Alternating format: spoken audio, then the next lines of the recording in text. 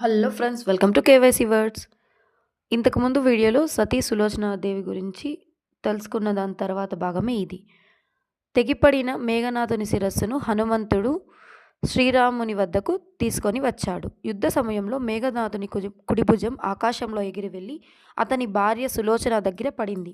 సులోచన ఆశ్చర్యపోయి క్షణంలోనే తీవ్రమైన దుఃఖంతో విలపించసాగింది. కానీ భుజాన్ని ఆమె స్పర్శించలేదు. ఇది ఎవరో ఇతర పురుషుని భుజం అయి ఉండొచ్చు. అలా అయితే పరపురుషుని స్పర్శ దోషం నాకు అంటుకుంటుంది అని ఆలోచించి నిర్ణయం తీసుకునే ముందు ఆమె భుజంతో ఇలా చెప్పింది. నీవు అంటే ఈ భుజం నిజంగా నా స్వామిది అయితే నా పతివ్రత శక్తితో ఈ భుజం యుద్ధం జరిగిన మొత్తం విషయాన్ని రాసి చూపించు అని చెప్పింది. ఒక దాసి ఆ భుజానికి కలమిచ్చింది. ఆ భుజం ఇలా రాసింది. నా ప్రాణప్రియమైన సులోచన, ఈ భుజం నాదే. యుద్ధ భూమిలో శ్రీరాముని సోదరుడైన లక్ష్మణునితో నాకు యుద్ధం జరిగింది. లక్ష్మణుడు అనేక సంవత్సరాలుగా భార్యను, అన్నాన్ని, నిద్రను త్యజించి తపస్సు చేసినవాడు.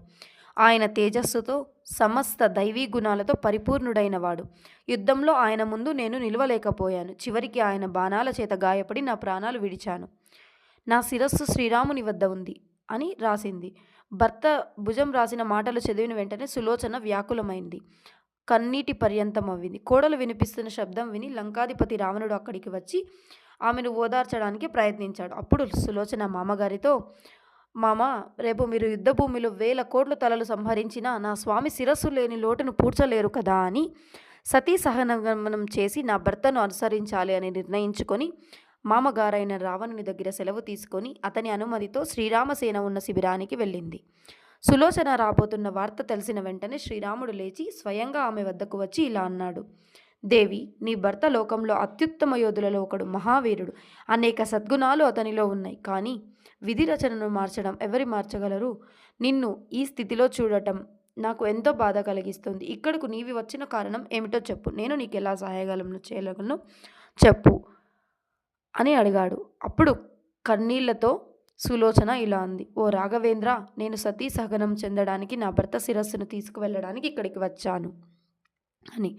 వెంటనే శ్రీరామచంద్రుడు గౌరవపూర్వకంగా మేఘనాథుని శిరస్సును తెప్పించి సులోచనకి అందించాడు. భర్త తెగిన శిరస్సును చూడగానే సులోచన హృదయం కరిగిపోయింది. ఆమె కళ్ళ నుంచి కన్నీళ్లు ధారలుగా పారాయి. అప్పుడు ఆమె పక్కనే ఉన్న లక్ష్మణుని చూసి ఇలా అంది. ఓ సుమిత్రానందన, మేఘనాథుని వద నీవు చేశానని నీవి గర్వించకూడదు. మేఘనాథుని పడగొట్టే శక్తి ప్రపంచంలో ఎవ్వరికీ లేదు అని. దీని మరి ఒక భాగం ఇంకొక షార్ట్ వీడియోలో తెలుసుకుందాం. నచ్చితే like, share, comment and don't forget to subscribe. Thank you.